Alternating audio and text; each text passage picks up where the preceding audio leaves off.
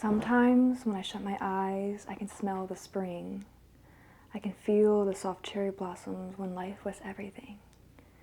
Our growing pains and suntans would haze us to sleep, but after the sun would leave, my mom would sing to me if I said please.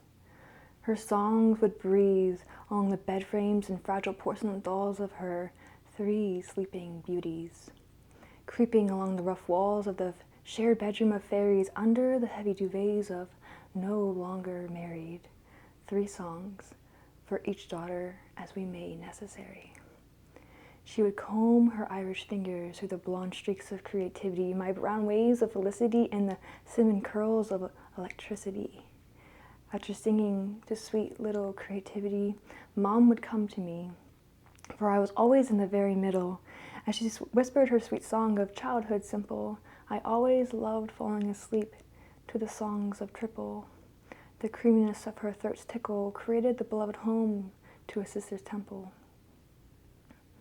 When I became a teenager, the sisters grew out of the fairy tale bedroom, but that never broke the bond of the sisters.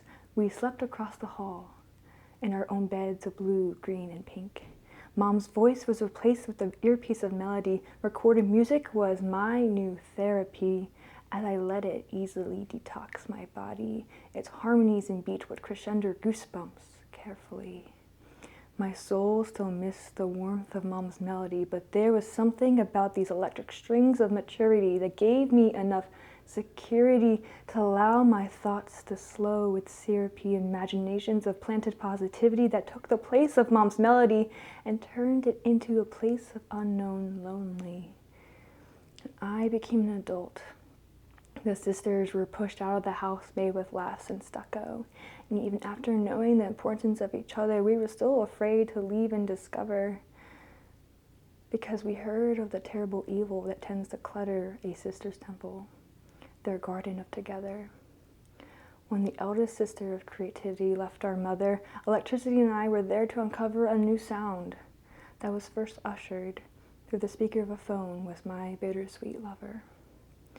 And he would be the one who replaced with musical thunder something new to fall asleep to was with a different hunger. As he whispered dreams that had me flustered, there was less time for the music to color and less time with my hardworking beloved mother, something that would bite me later after our very last summer together as the 3 children left their forevers. I am now 19 and alone in this city, and now I have nobody to sing to me to sleep. You must be wondering why I want this need or need this want, but when you're laying under the sheets of guaranteed with the moon as one of the most familiar stranger to be, this is when the door creaks open and airs out its vulnerability. Hissing my greatest fear of inevitability, my heartbreak hours have worn themselves to death, and I am fed up with the childish dreams always said it was just a lifelong game of pretend, and as I lay in this small bed, I'm finally understanding what has been unsaid. That home is ever-changing. But in this beautiful new city, it makes me miss my 2 clones as sisters from those nights where we whispered giggles upon giggles, the screaming about who knows what, because as sisters, we are the best at being stubborn. My mom always said that we will always be there for each other, but she never said that I was going to miss being smothered by creativity's great need to know every detail, or how electricity will sit on you like a fat whale, but thinking about them is hard to sleep to. Trying to not miss their eyes of deep blue that make me laugh when I am mad and be the reason I push through. Why did it take me so long to realize that they were always my glue? I was so engulfed in the tune of the kisses that quickly turned to the delicacy of wet tissues. Abby, you were ugly. Obsessed with the sickly bitter taste of forgotten tea that's been brewed for far too long. And you see, my sisters are worth the permanence of a tattoo.